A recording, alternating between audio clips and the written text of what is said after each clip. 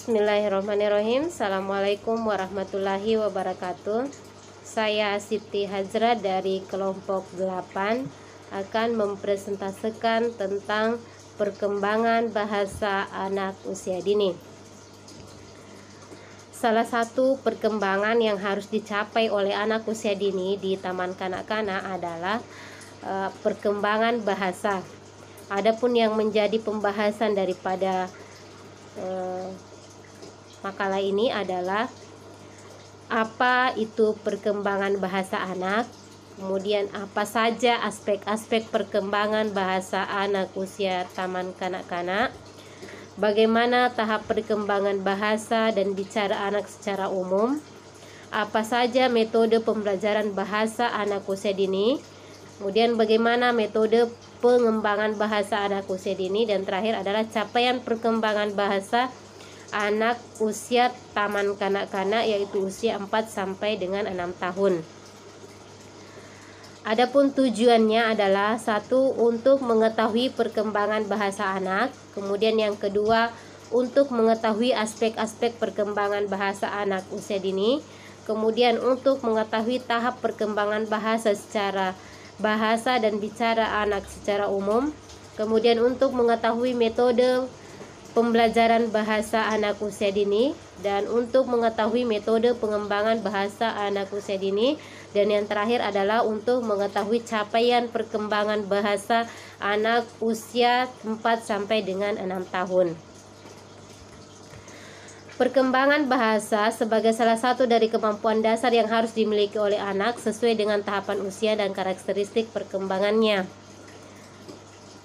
Adapun perkembangan bahasa lisan anak adalah yaitu meniru, menyimak, mengekspresikan, dan juga bermain. Melalui bermain, anak dapat belajar menggunakan bahasa secara tepat dan belajar mengkomunikasikannya secara efektif dengan orang lain. Selanjutnya, fungsi-fungsi dari bahasa adalah fungsi instrumental. Bahasa digunakan sebagai alat untuk perpanjangan tangan atau kemudian regulatif. Bahasa digunakan untuk mengatur orang lain. Kemudian fungsi interaksional. Bahasa digunakan untuk bersosialisasi. Kemudian fungsi personal. Bahasa digunakan untuk mengungkapkan perasaan, pendapat, dan sebagainya. Kemudian fungsi heuristik. Kemudian itu digunakan untuk bertanya. Kemudian fungsi imajinatif, bahasa digunakan untuk memperoleh kesenangan. Dan fungsi representatif, bahasa digunakan untuk memberikan informasi atau fakta. Selanjutnya, aspek-aspek perkembangan anak usia dini adalah: pertama, kosakata, kemudian sintaktis atau tata bahasa, selanjutnya simatik atau penggunaan kata sesuai dengan tujuannya, fonem atau satuan bunyi terkecil yang membedakan kata. Selanjutnya, tahap perkembangan bahasa dan bicara anak secara umum.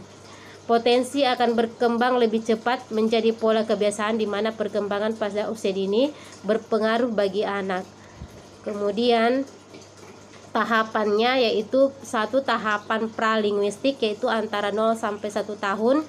Kemudian tahap kedua linguistik yaitu antara 1 sampai 2 tahun, dan tahap 3 pengembangan tata bahasa yaitu prasekolah 3, 4, 5 sampai 6 tahun. Kemudian tahap keempat tata bahasa menjelang dewasa yaitu 6 sampai 8 tahun. Kemudian tahap perkembangan linguistik ini sekitar 3 tahun, kemudian kadang-kadang mempertimbangkan periode paling cepat dalam perkembangan bahasa. Kosakata, banyak kata bertambah setiap hari. Kemudian sosial, anak berusaha untuk berkomunikasi dengan orang yang ada di sekitarnya.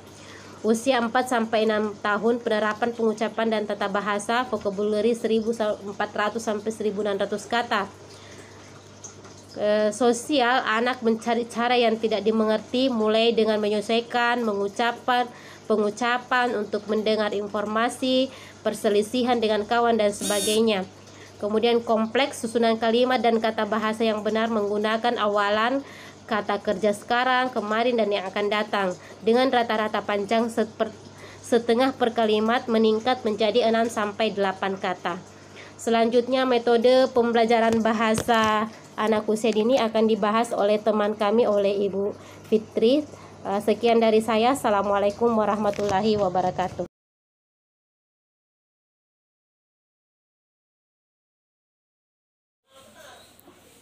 Assalamualaikum warahmatullahi wabarakatuh. Saya nama Fitriani, kelompok 8 yang akan membahas metode pembelajaran bahasa anak usia dini. Saya akan menyambung video dari teman saya atas nama Siti Hajrah. Saya akan lanjut, yaitu metode pembelajaran bahasa anak usia dini yang terbagi atas 5, yaitu yang pertama adalah metode eksplorasi atau percobaan. Metode eksplorasi atau percobaan adalah cara penyajian pelajaran siswa yang melakukan percobaan dengan mengalami dan membuktikan sendiri sesuatu yang dipelajari. Yang kedua adalah metode diskusi, di mana metode diskusi cara penyajian pelajarannya yaitu siswa diharapkan kepada suatu masalah yang biasa berupa pernyataan atau pertanyaan yang bersifat problematik untuk dibahas dan dipecahkan bersama. Yang ketiga yaitu metode demonstrasi. Metode demonstrasi di sini adalah penyajian bahan pelajaran dengan memeragakan atau mempertunjukkan kepada siswa suatu proses, situasi, atau benda tertentu yang sedang dipelajari, baik sebenarnya maupun tiruan yang sering disertai dengan penjelasan lisan. Yang keempat adalah metode sosiodrama. Metode sosiodrama adalah role playing atau dapat dikatakan sama artinya dan di dalam pemakaian sering disilih gantikan. Sosiodrama pada dasarnya adalah mendramatisasi tingkah laku dalam hubungannya dengan masalah sosial. Yang kelima adalah metode problem solving, yaitu metode pemecahan masalah. Bukan hanya sekedar metode mengajar saja, tetapi juga merupakan suatu metode berpikir. Sebab dalam problem solving itu dapat menggunakan metode-metode lainnya yang dimulai dengan mencari data sampai kepada menarik kesimpulan. Selanjutnya adalah metode pengembangan anak usia dini. Pengembangan bahasa anak usia dini. Di sini, guru dalam mengembangkan kemampuan berbahasa anak usia dini meliputi satu, yaitu metode bercerita. Metode bercerita merupakan salah satu pembelajaran pengalaman belajar bagi anak usia dini dengan membawakan cerita kepada anak secara lisan. Cerita yang dibawakan guru harus menarik dan mengundang perhatian anak. Penggunaan bercerita sebagai salah satu strategi pembelajaran untuk anak usia dini haruslah memperhatikan hal-hal, yaitu misalnya satu, isi cerita. Yang kedua adalah kegiatan bercerita diusahakan dapat memberikan perasaan gembira atau lucu dan mengasihkan bagi siswa. Yang ketiga yaitu kegiatan bercerita diusahakan dapat menjadi pengalaman yang bersifat unik dan menarik bagi anak. Untuk dapat bercerita dengan baik, pendidik harus memperhatikan hal-hal misalnya menguasai isi cerita secara tuntas, memiliki keterampilan bercerita, berlatih dalam irama dan modulasi suara secara terus-menerus, kemudian menggunakan perlengkapan yang menarik perhatian anak. Selanjutnya adalah menciptakan situasi emosional sesuai dengan tuntutan cerita. Teknik-teknik yang bisa digunakan dalam guru dalam membacakan cerita, yang pertama yaitu membaca langsung dari buku cerita, kemudian bercerita dengan menggunakan ilustrasi gambar dari buku, selanjutnya menceritakan dongeng, kemudian bercerita dengan paparan flanel, yang selanjutnya adalah bercerita dengan menggunakan media boneka, dramatisasi suatu cerita, dan bercerita sambil memainkan jari tangan. Manfaat bercerita bagi anak usia dini yaitu anak usia dini dapat mendengarkan cerita yang menarik dengan lingkungannya merupakan kegiatan yang mengasihkan. Kemudian guru dapat menanamkan kegiatan bercerita untuk menanamkan kejujuran, keberanian, kesetiaan, keramahan, ketulusan, dan sikap positif yang lain. Kemudian memberikan sejumlah pengetahuan sosial, nilai moral, dan keagamaan. Terus memberikan pengalaman untuk belajar dan berlatih mendengarkan. Tujuan kegiatan bercerita bagi anak usia dini. Yang pertama adalah menanamkan pesan-pesan atau nilai-nilai sosial, moral, dan agama yang terkandung dalam sebuah cerita. Yang kedua adalah guru memberikan informasi tentang lingkungan fisik dan lingkungan sosial yang perlu diketahui oleh anak. Yang ketiga adalah kegiatan bercerita bagi tema kegiatan bercerita bagi anak usia dini. Di dalam pemilihan tema di sini, guru sebagai pemateri sangatlah banyak dan beragam, diantaranya dengan tema yang berkaitan dengan kehidupan anak sehari-hari. Prosedur pelaksanaan kegiatan bercerita. Yang pertama adalah menetapkan tujuan dan tema cerita, kemudian menetapkan bentuk bercerita yang dipilih. Selanjutnya adalah menetapkan bahan dan alat yang diperlukan dalam kegiatan bercerita dan menetapkan langkah-langkah kegiatan bercerita. Yang kedua yaitu metode bercakap-cakap. Pengertian metode bercakap di sini merupakan suatu penyampaian pengembangan yang dilaksanakan melalui bercakap-cakap antara guru dengan anak. Tujuan metode bercakap-cakap menurut Muslihatun tahun 1999 adalah yang pertama mengembangkan kecakapan dan keberanian anak dalam menyampaikan pendapat kepada siapapun. Yang kedua adalah memberi kesempatan kepada anak untuk berekspresi secara lisan. Yang ketiga memperbaiki lafal dan ucapan anak.